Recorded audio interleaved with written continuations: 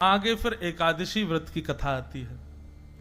कितने लोग एकादशी व्रत करते हैं? सांची वारे बताओ, इतने लोग करते हैं? बंधुओं, एकादशी क्या है? अनेक भाव हैं, पर हमारी दृष्टि में एकादशी वैष्णवों की करवा चौथ है। जैसे एक प्रियतमा अपने प्रियतम के लिए व्रत करती है, ऐसी वैष्णव अपने प्रियतम श्री कृष्ण के लिए व्रत करते हैं। और व्रत का कारण चाहे कुछ भी हो, पर एक ही प्रधान है कि प्रेम बढ़े ठाकुर जी के प्रति। हमारी आयु दो चीजों से कम होती है, एक तो बहुत खाने से और दूसरा बहुत बोलने से। दो चीजों से आयु पर असर पड़ता है। जितना ज्यादा खाओगे उतनी जल्दी आप अलविदा कह जाओगे, और जितना ज्यादा चपड़ चपड़ संसार की बातें करोगे उतनी जल्दी आयु आपकी कम होगी। व्यक्ति जब व्रत करता है तो अन्न नहीं खाता, और जब वो अन्न नहीं खाता तो उसकी एक दिन की आयु बढ़ जाती है। एक ही दिन की बढ़ती है बस। आज पूरे दिन हमने अन्न नहीं पाया, एक दिन की आयु बढ़ेगी। लेकिन एकादशी व्रत करने वाले वैष्णव पूरे एक दिन अन्न नहीं पाते। और अन्न किस लिए नहीं पाते? बोले ठाकुर जी के लिए नहीं पाते। तो उसका अभिप्राय ये होता है कि एकादशी व्रत करने वाला एक दिन की आयु जो उसको मिली वो ठाकुर जी को अर्पित कर देता है, भगवत चरणों में अर्पित कर देता। बोले प्रभु मुझे नहीं चाहिए, बस ऐसा कर दो, मेरे अब शेष दिन जो हैं, जितनी एकादशी मैंने करी गिन लेना, उतनी एकादशी मतलब उतने दिन ठाकुर जी के हो गए मेरे जीवन के। कई लोग कहते महाराज जी एकादशी का उद्यापन कर लें। उद्यापन का मतलब हो जाता है कि फिर उसके बाद एकादशी ना करूं तो चलेगा। मुझे ऐसा लगता है कि क्यों करना है? जब तक धराधाम पर हैं तब तक एक एक, वैसे तो हम हर दिन ठाकुर जी को दें, लेकिन 15 दिन में से एक स्पेसिफिक एकादशी का दिन यदि ठाकुर जी को ही अर्पित हो जाए तो इसमें बुराई क्या है? हम उससे छुट्टी क्यों चाहते हैं?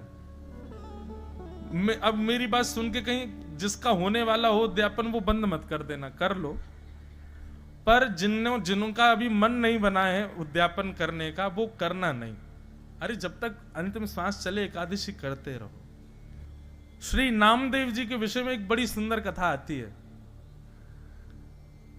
नामदेव जी एकादशी का व्रत करते थे, लेकिन वो स्वयं करते थे इतना ही नहीं, सबसे करवाते थे। अगर उनको पता चल जाता कि कोई व्यक्ति रोटी खा रहा है तो उसके घर पहुंच के थाली उठा लाते थे। बोले आज एकादशी, आज नहीं खाओगे। केवल वयोवृद्ध और छोटे बालकों को छोड़ के, और किसी कोई बीमार हो, बस 3 लोगों को छोड़ दे, बाकी किसी को खाने ही नहीं देते। एकादशी के दिन नामदेव जी पूरे नगर में घूमते और घर घर में जाके देखते कोई भोजन तो नहीं कर रहा है। ये भी एक वैष्णव का स्वरूप है कि मैं अकेला भक्ति करूं नहीं, सबसे करवाऊंगा, मैं सबसे नाम जपवाऊंगा, चाहे कुभाव से जपो लेकिन जपो। एक बार ठाकुर जी उनकी परीक्षा लेने के लिए एक ब्राह्मण का रूप धारण करके आ गए, और वयोवृद्ध ब्राह्मण 70-80 वर्ष की आयु ठाकुर जी ने धारण कर ली, और वयोवृद्ध से ब्राह्मण हाथ में लाठी लिए और नामदेव जी के द्वार पर आ गए, और द्वार पर आकर के गिर पड़े। नामदेव जी दौड़े, संत आए, जय हो भगवान पधारो। बोले मैं 20-22 दिन हो गए, मैंने कुछ खाया नहीं है, मुझे बहुत जोर की भूख लगी है, मुझे जल्दी से कुछ तुम रोटी बनाओ, सब्जी बनाओ, चावल बनाओ, जल्दी से कुछ बना करके मुझे पवाओ।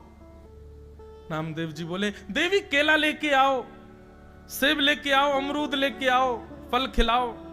नहीं, फल नहीं चाहिए, मुझे तो रोटी सब्जी खानी। बोले भगवान आज एकादशी है, आज तो अन्न नहीं बनेगा घर पे। बोले अरे तुम लोग मत खाओ, मुझे तो खिला दो। बोले नहीं भगवान आप भी मत खाओ। बोले मेरे प्राण निकल जाएंगे, वयोवृद्ध 70-80 वर्ष की आयु है मेरी, ऐसा मत करो मेरे साथ। ठाकुर जी थे।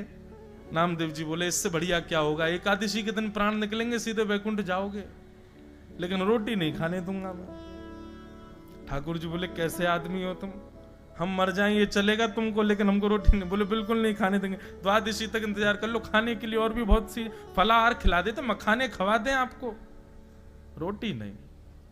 ठाकुर जी तो परीक्षा लेने आए थे, जोर जोर से चिल्लाने लगे, गला पकड़ करके, भगवान अरे देखो मैं किसके माथे आ गया, अरे मेरी एकादशी करवा रहा है जबरदस्ती, मेरे प्राण निकल रहे हैं। अब गली मोहल्ले में भीड़ लग गई, सब लोग आकर के नामदेव जी को सुनाने लगे, अरे तुम्हारी एकादशी तुम करो, इनसे क्यों करवा रहे हो, बेचारे महात्मा मर जाएंगे अभी।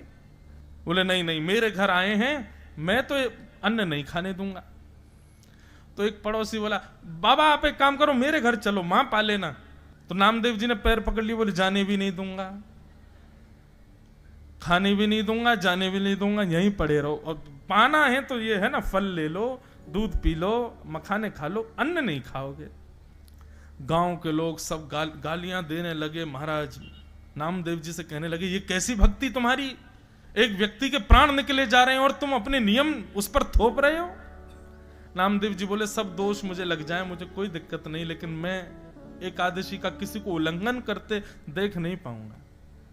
ठाकुर जी बोले, अब ब्रह्मास्त्र चलाना चाहिए। अभी तक तो ठाकुर जी तड़प रहे थे, अब ऐसे स्थिति हो गई और निकले प्राण, निकले मेरे प्राण निकले, बस बस निकलने वाले हैं, आहा अब तो मेरे हाथ पांव कांप रहे, अरे मेरे प्राण निकलने वाले हैं। सब मोहल्ले के लोग कह रहे, नामदेव मान जाओ, बेचारों को कुछ पाने दो। नामदेव जी बोले, नहीं नहीं भैया, एकादशी फल खिला दो। और अंत में ठाकुर जी ने ऐसी एक्टिंग करी कि वो जिस रूप में गए थे उनके प्राण निकल ही गए। गली मोहल्ले के लोग कहने लगे, राम राम राम, ऐसी एकादशी का क्या फायदा नामदेव, प्राण निकल गए उनके तुम्हारे घर पर, दोष लगेगा तुमको, तुम्हारी भक्ति व्यर्थ है, तुम जबरदस्ती करवाते हो सबसे। नामदेव जी के नेत्र सजल हो गए, अपनी पत्नी से बोले, देवी अपराध तो लग गया हमको, भले ही ठाकुर जी के एकादशी के नियम का पालन का ही सही, लेकिन लगा तो है। एक